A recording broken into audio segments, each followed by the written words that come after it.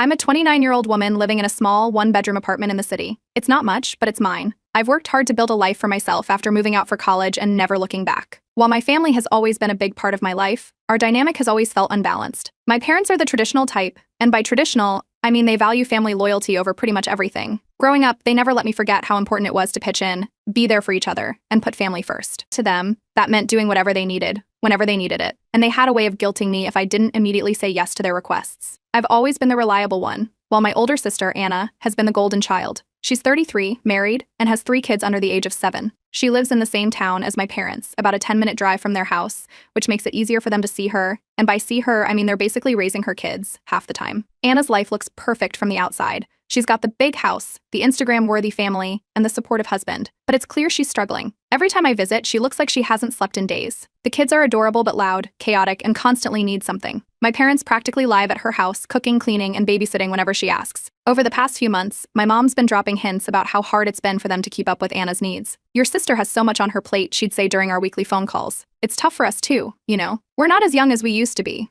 At first, I thought it was just her venting. Then came last Sunday. We were having lunch at my parents' house, me, Anna, her husband, the kids, and my parents. It was chaotic, as usual. My mom was in the kitchen, juggling 3 pots at once, while Anna tried to calm her youngest, who was screaming because his sandwich was cut the wrong way. My dad was sitting at the head of the table, scrolling on his phone like he didn't even notice the noise. Somewhere between the salad and the roast chicken, my mom turned to me and said, "We've been thinking, and we believe it's time for you to start helping out more with Anna's kids." At first, I thought she meant babysitting every once in a while. That's not unusual. But then she kept going. "You live alone, you're not tied down with a family of your own yet, and Anna could really use the help. It would make such a difference if you took them a few days a week." It was like the table went silent, even though the kids were still yelling about dessert. I stared at her, trying to process what she'd just said. My dad looked up from his phone and nodded, adding, "Family takes care of family. You know that." Anna wasn't even fazed. She just nodded along, like this had already been decided without me. Her husband kept his head down, focused on cutting up a chicken leg for their middle child, clearly staying out of it. I tried to laugh it off, saying something like, "Oh, I don't think my apartment is baby-proofed for all 3 of them." My mom smiled politely but didn't let it go. "You'll figure it out," she said. They'd love spending time with their auntie.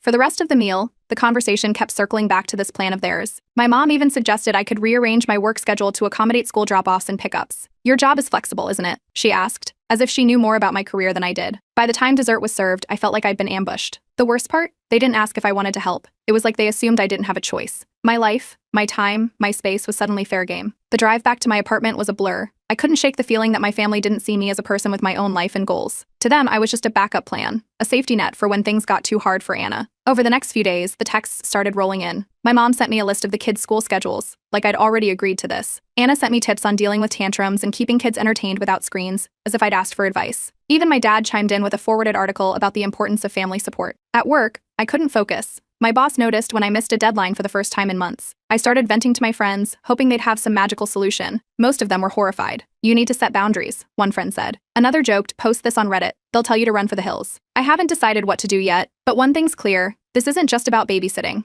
It's about how my family sees me and whether I'm willing to let them keep treating me this way. Update 1. After that Sunday lunch, I did what any overwhelmed millennial might do. I turned to Reddit. I hesitated at first, but after rereading some of the texts my mom and sister had sent me, I knew I needed advice from people outside the situation. So I posted everything: the unasked for plan, the unsolicited parenting tips, and my growing fear that my family didn't see me as a person, just a resource. The responses were overwhelming. The post exploded overnight. I woke up to thousands of comments. Most were supportive, urging me to stand my ground and reminding me that it was okay to say no. A few suggested family therapy, yeah, like my parents would ever agree to that, and others shared their own stories of overbearing families. There were a handful of comments sympathizing with my parents and sister, but even those were drowned out by the sheer number of people telling me to protect my boundaries. Feeling a little braver, I decided to have a direct conversation with my parents. I called them the next evening. I figured a calm, straightforward talk was the best approach. I started by saying that I loved them and valued our family, but I couldn't take on the role they were asking of me. I explained that my work, my space, and my independence were important to me, and that this was simply too much. It didn't go well. My mom dismissed everything I said, claiming I was overreacting. She told me I didn't understand how much Anna was struggling and how much they, as grandparents, were doing. My dad chimed in, saying I was being selfish, and that I'd change my mind once I saw how much the kids need me. They spoke as though this wasn't up for debate. By the end of the call, I felt like I'd been talking to a brick wall. Later that night, Anna sent me a long text. She wrote about how hard it was to be a stay-at-home mom, how much she sacrificed for her kids, and how lucky I was to have a carefree life. She wrapped it up by accusing me of abandoning her and the family in their time of need. I ignored the text. A few days passed, and things were quiet, too quiet. Then, out of nowhere, my parents showed up at my apartment. No warning, no text, just a knock at the door. When I opened it, there they were, with all three of Anna's kids in tow. My mom smiled like this was a casual visit, while my dad ushered the kids inside, saying something about how they wanted to show me what it would be like. For the next hour, chaos reigned. The oldest was bored and kept whining about wanting to go home. The middle one decided my bookshelf was a jungle gym, pulling half the books onto the floor. The youngest, still in diapers, cried nonstop until my mom finally changed him. On my couch, by the way. I stood there, stunned, as my parents acted like this was normal. When I tried to tell them this wasn't okay, my dad brushed it off with a laugh, saying, "You'll get used to it." I didn't. After they finally corralled the kids and started packing up, I told them flat out not to do this again. I said I wasn't going to be roped into their plan, and showing up unannounced was crossing a line. My mom's face felt like I'd just told her I hated Christmas. My dad muttered something about ingratitude as they left, clearly offended. After they left, I felt drained and unsure about what to do next. A friend suggested seeing a therapist to help me navigate the situation, so I booked an appointment. In that session, the therapist helped me reframe the guilt I was feeling. She reminded me that boundaries aren't selfish, they're necessary. I left the appointment feeling more confident about my decision. At work, things started looking up too. My boss noticed I'd been stressed and pulled me aside to check in. When I told her a bit about what was going on, she was surprisingly understanding. She even offered to adjust my workload temporarily, giving me some breathing room to deal with my family drama. But my family wasn't done. The next day, I got an email from my parents. It was long, dramatic, and filled with phrases like, "We'll never forgive you if you turn your back on us, and you're breaking our hearts." It was clear they were doubling down. That same evening, Anna posted one of those vague statuses on Facebook. "It's sad when people think they're too good to help family. You know who you are." A few extended family members commented with heart emojis and words of support, clearly aimed at her. By the weekend, my aunts and cousins were calling and texting, urging me to make peace with my parents. A couple even accused me of being selfish, saying things like, "Family is all we have." Still, I stayed firm. Reddit continued to be my lifeline, and every update I shared there was met with an outpouring of encouragement. People reminded me that I wasn't alone and that it was okay to prioritize my own life. The silence from my parents after that email was deafening. They didn't call, didn't text. Part of me felt relieved, the other part couldn't help but feel guilty. I knew this wasn't over, but I was ready for whatever came next. My next move was to write them a heartfelt email, one last attempt to make them understand my side without creating more conflict. I hit send, hoping it would be enough. Update 2. After days of overthinking, I sent the email. It was carefully worded, not too harsh, not too emotional. I explained that I loved my family but couldn't take on the role of a third parent for my nieces and nephews. I highlighted how much I respected the sacrifices my parents had made and how much I appreciated Anna's hard work as a mother. I also reiterated that my career and independence were important to me, and that this decision wasn't coming from a place of selfishness, but necessity. After clicking send, there was nothing to do but wait. The silence was immediate. A full day went by without so much as a "got your email" message. Then another day. By the second night, I started questioning whether I'd gone too far. Had I permanently damaged my relationship with them? On the third day, Anna responded, and it wasn't pretty. Her email started with a long paragraph about how hard her life had been lately, juggling the kids and managing the house. She mentioned how disappointed she was in me for not stepping up when the family needed me most. Then she pivoted to an attack, accusing me of being selfish, ungrateful, and disrespectful to our parents. She made it clear she thought I had no real responsibilities compared to her, and that I was turning my back on the family. A few hours later, my parents followed up. Their email was calmer but no less guilt-inducing. They wrote that they were hurt and disappointed by my decision. My mom emphasized how much she and my dad had sacrificed to raise me, pointing out moments where they had gone without so I could succeed. They ended by saying I was misunderstanding their request and that I'd regret this decision one day. I barely had time to process those emails before the fallout began. Anna shared my email with our extended family, or at least her version of it. She framed the situation as though I had outright refused to help during a family crisis. The family group chat, which is usually filled with memes and photos of the kids, exploded. Aunts and cousins started posting passive-aggressive messages about some people forgetting where they came from and the importance of family. One of my aunts even shared an old family photo with the caption, "When we all stuck together no matter what." In the middle of all this chaos, I got a private message from a cousin I hadn't spoken to in years. He told me he'd gone through something similar with his parents and understood how hard it was to stand up for yourself. He encouraged me to stay firm and reminded me that just because people are family doesn't mean they're entitled to your time and energy. But the drama wasn't confined to group chats. Anna took it to Facebook. She posted a cryptic status, "Some people think their career is more important than family. Sad to see who people really are." The comments were predictably one-sided, with relatives chiming in to agree and sympathize. A few even tagged me, making it impossible to ignore. The worst part was when a coworker casually brought it up at lunch. "Hey, I saw something weird on Facebook. Is everything okay with your family?" I had to awkwardly brush it off, but inside, I was fuming. Anna knew exactly what she was doing. Then came the family gathering. It was a birthday party for one of my nieces, and I'd agreed to go before all of this drama erupted. Canceling would have caused more problems, so I showed up, hoping to keep my head down. That didn't happen. About halfway through the party, Anna cornered me.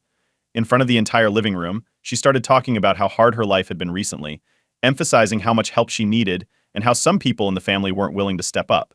Everyone knew she was talking about me. When I tried to stay quiet, she turned to me directly and asked, "Don't you think family should come first?" Something snapped. I stood up and told her that I'd worked hard to build my life and that I wasn't obligated to sacrifice everything I'd worked for just because she and my parents decided I should. I pointed out that my independence wasn't a sign of selfishness and that it was unfair to expect me to drop everything for a situation I had no part in creating. By the time I finished, the room was dead silent. Her reactions were mixed. A few cousins nodded in agreement. One aunt even muttered, "She's got a point."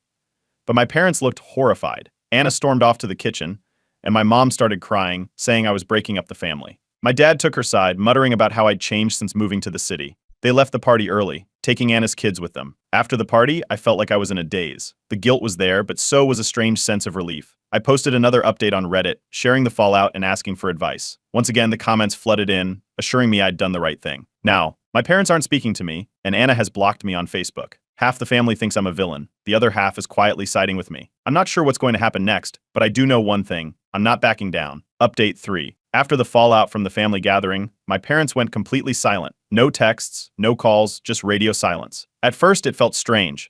I'd grown so used to my mom's weekly phone calls and random messages from my dad that the absence was noticeable. But as the days turned into weeks, I realized I was actually sleeping better and feeling less stressed. The quiet didn't last, though. Aunts and uncles started calling, one after another, all saying the same thing: "You need to apologize and make things right." Some were blunt, accusing me of being selfish, while others tried to guilt me by talking about how much my parents had done for me. One uncle even mentioned that family unity was more important than modern independence. Then, out of nowhere, my parents finally called. For a second, I thought they might be ready to reconcile. Instead, my dad's tone was sharp as he brought up the family will. He told me that if I didn't reconsider my stance and start helping out with Anna's kids, they would have no choice but to cut me out entirely. My mom chimed in, reminding me of all the financial help they'd given me during college, help they now seemed to be framing as a loan. It felt like a punch to the gut, but I didn't argue. Instead, I made a note to bring it up with my therapist, who later reinforced that this was just another form of manipulation. She reminded me that my parents' choices to help me in the past were theirs, not obligations I needed to repay for the rest of my life. Around this time, I got a call from a cousin I'm closer with. They mentioned,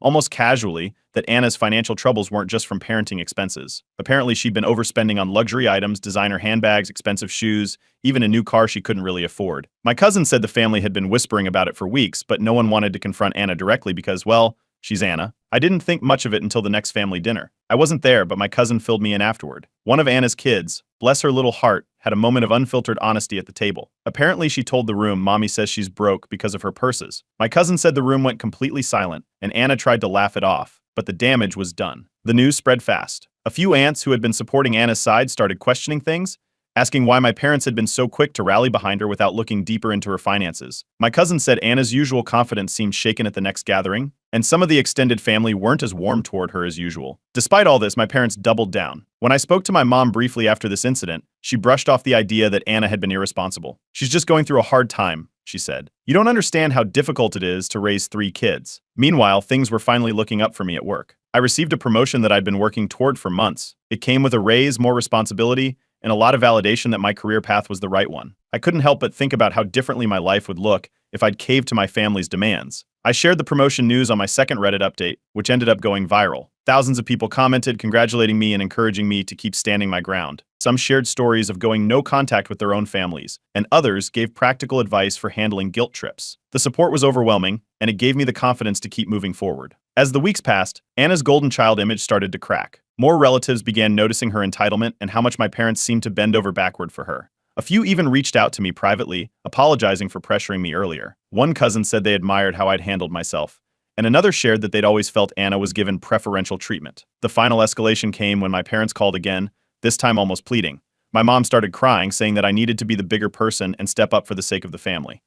She talked about how much Anna was struggling and how they were getting older and couldn't keep doing everything. My dad stayed quiet for most of the call, but eventually said, "You're the only one who can help fix this." I calmly told them that I wasn't going to change my mind. I reminded them that I loved them but couldn't take on the role they wanted me to. The conversation ended abruptly, and I didn't hear from them again for a while. With the silence came clarity. For the first time, I realized how much of my life I'd spent trying to please my family, putting their needs above my own. I decided I wasn't going to do that anymore. I've worked too hard to let guilt and obligation dictate my choices. Some relatives have continued to support me, while others have distanced themselves. Anna, unsurprisingly, hasn't spoken to me directly since her public embarrassment, but I've heard from cousins that she's still complaining about me behind my back. For now, I'm focusing on my career, my friends, and the family members who genuinely care about me. I've stopped worrying about whether my parents will come around, and honestly, I'm okay if they don't. Update 4. After my promotion, I decided to share a post on social media. It wasn't anything flashy, just a quick update to celebrate a milestone in my career. Hard work pays off, I wrote, along with a picture of my new office setup. The response from friends and coworkers was overwhelmingly positive. I thought it was a harmless update, but apparently my family didn't see it that way. Within hours, I started getting passive-aggressive texts from my mom. She framed them as congratulations but couldn't resist adding remarks like, "It must be nice to only have to think about yourself, and maybe now you can use your success to support the family more." My dad didn't say anything directly, but my cousin told me he'd made a sarcastic comment about how I had plenty of time for work but not for what really matters. Anna, predictably, wasn't subtle. She posted a vague status about people flaunting their success while their family struggles, complete with a crying emoji and several likes from relatives. The comments were full of supportive messages about how she was the strongest person they knew and doing the best she could. I didn't respond, but the drama was hard to ignore. A week later, my parents called again, this time with what they probably thought was their trump card. They told me they couldn't support my decision to distance myself from the family any longer. If I didn't start stepping up, they said they'd have to cut ties with me completely. I knew it was an empty threat, but hearing it still stung. I calmly told them that I loved them but wasn't going to change my mind. After that, they hung up, and I haven't heard from them since. Meanwhile, Anna's situation was getting worse. The financial strain was catching up to her, and even the relatives who had been on her side were starting to pull back. My cousin told me she'd recently asked one of our uncles for money to cover her mortgage, but he refused, pointing out that she wasn't exactly living within her means. Apparently, Anna didn't take it well and accused him of not understanding what it's like to have kids. Around this time, I got a surprising call from my estranged uncle. He's the black sheep of the family, someone who moved away years ago and only shows up for major events. I'd never been close to him, but he'd heard about the drama and wanted to check in. He told me about how he'd gone through something similar with my grandparents and how they'd also tried to guilt him into putting family above everything else. "Sometimes you have to choose yourself," he said. His words stuck with me, and for the first time in weeks, I felt a little lighter. Therapy also started feeling like less of a chore and more like a lifeline. During one session, my therapist helped me unpack years of guilt I'd been carrying. We talked about how I'd always been the responsible one and how my family had leaned on me in ways that weren't fair. By the end of the session, I felt like I was finally letting go of the pressure to meet their unrealistic expectations. When the next family gathering rolled around, a big anniversary party for my grandparents, I decided not to go. It wasn't an easy decision, but I knew being there would only lead to more drama. I sent a polite message wishing them a happy celebration and left it at that. My absence didn't go unnoticed, though. My mom sent me a guilt-laden text about how family isn't the same without everyone there, but I ignored it. Not long after, my parents tried a new tactic, a health scare. My mom called to say my dad had been feeling unwell and hinted that it might be serious. Concerned, I asked if they needed help finding a doctor or scheduling appointments, but she brushed it off, saying they just wanted me to come home and be there for them. I offered to support them in practical ways but refused to drop everything and return to their terms. They weren't happy, but I didn't budge. During this time, I started leaning more on my chosen family, friends and supportive relatives who had shown up for me in ways my immediate family hadn't. I hosted a small dinner with my closest friends to celebrate my promotion, and it felt like a reminder that I didn't need to rely on people who didn't respect my boundaries. Then came Anna's meltdown. At another family gathering, she apparently lost it after someone asked about her financial troubles. She went on a rant about how hard her life was, blaming everyone from her husband to our parents for not doing enough to help her. A few relatives told me later that it was uncomfortable to watch, and some even left early. While all of this was happening, my career was thriving. I got another big project at work, and my boss praised me for stepping up. For the first time in a long time, I felt like my life was moving forward, without the weight of my family's expectations holding me back. Months passed without any significant contact from my parents or Anna. The silence wasn't as painful as I thought it would be, it was peaceful. The Reddit community continued to be a source of encouragement, and I updated them again, thanking them for helping me find the strength to stand up for myself. The family gossip has started to die down, and most relatives have stopped pressuring me. Anna, however, seems to be hitting rock bottom. Rumor has it, she's selling some of her luxury items to make ends meet, and she's finally scaling back on her spending. It's not exactly satisfying to hear, but it's a reminder that I made the right choice. Looking back, I'm proud of how far I've come. For the first time, I feel like I'm living my life for me, and that's a feeling I wouldn't trade for anything. Update 5. It's been a few months since I've had any meaningful contact with my parents or Anna. The silence, which initially felt jarring, has settled into something I didn't expect: peace. Without the constant guilt trips and drama, I've been able to focus on my career, my friends, and most importantly, myself. Of course, my parents weren't done trying to pull me back in. A couple of weeks ago, I got a text from my mom about my dad's health. She didn't provide any specifics, just enough to make me worry. I responded politely, asking if they needed help scheduling appointments or finding a home health aide. My mom replied that what my dad really needed was to see his family united again. It was clearly another attempt to guilt me. I repeated my offer to assist with logistics but didn't engage further. The conversation ended there. Meanwhile, word has spread through the family that Anna's financial situation is worse than anyone realized. She and her husband are downsizing their house, and their kids have been pulled from extracurricular activities. Despite this, Anna is still blaming me for not stepping in to help. My cousin told me she's been saying things like, "If only someone had supported us, things wouldn't have gotten this bad." She even implied that my refusal to help was affecting my parents' health, which felt like a low blow even for her. Interestingly, my parents seem to have shifted their focus. With me out of the picture, they've started leaning on other relatives for help. This has caused some friction, especially with those who were initially on their side. One aunt confided to me that she was tired of being dragged into Anna's problems. Another cousin mentioned that he'd been asked to contribute financially, but he refused, citing Anna's history of poor decisions. Amid all this, some extended family members have reached out to apologize for their earlier judgment. A few admitted they'd been quick to side with my parents and Anna because they didn't have the full story. Hearing this felt validating, especially after months of feeling like the family villain. My estranged uncle, who reached out a while back, has become an unlikely source of support. We've spoken a few times, and he's shared more about his experience going no contact with our family years ago. He reminded me that it's not my job to fix everything or sacrifice my happiness for people who don't respect my boundaries. His perspective has been invaluable and helped me feel less alone in my decision. Then Anna made one last attempt to shame me publicly. She posted a long rant on Facebook, calling me heartless and accusing me of abandoning the family during their time of need. She didn't mention me by name, but it was obvious who she meant. This time, though, the response wasn't what she expected. Several family members chimed in, questioning why she was airing private issues on social media. A few even called her out directly, pointing out that her financial troubles were the result of her own choices, not anyone else's. The post was deleted within a day, but not before screenshots made the rounds. In therapy, I've had a major breakthrough. For years, I've carried the weight of trying to meet my family's expectations, always fearing their disappointment. My therapist helped me see that their approval isn't something I need to earn, and it's okay to prioritize my happiness. For the first time, I feel free of the guilt that's followed me for so long. Work has continued to be a bright spot in my life. Recently, I received an award for a project I led, and my boss made a point to acknowledge my contributions in front of the entire team. It was a moment of pure joy, a reminder of what I've been able to achieve by focusing on my goals. Then, out of the blue, my parents called. Their tone was noticeably softer. My mom admitted they might have been too forceful in their expectations, and my dad echoed her sentiment. While it wasn't an outright apology, it was the closest they'd come to acknowledging their behavior. I listened politely, but didn't let my guard down. After the call, I drafted a measured response, expressing love for them but reiterating that my boundaries hadn't changed. To celebrate how far I've come, I decided to host a dinner party with my closest friends and the relatives who supported me throughout this ordeal. It wasn't anything extravagant, just good food, laughter, and the people who've been my true support system. Looking around the table that night, I felt a deep sense of gratitude for the family I've chosen. The final straw with Anna came a week later. She called me out of the blue, her tone frantic. She started blaming me for her problems again, saying her life was falling apart because I'd refused to help. I calmly listened until she paused, then hung up. There was nothing left to say. That moment felt like a turning point. I finally realized I didn't need to engage with toxic behavior anymore. Reflecting on everything, I'm proud of how far I've come. I've learned to stand up for myself, let go of guilt, and value my happiness above others' expectations. It hasn't been easy, but it's been worth it. To the Reddit community, thank you. Your support and advice helped me navigate one of the hardest decisions of my life. For the first time, I feel like I'm living a life that's truly my own.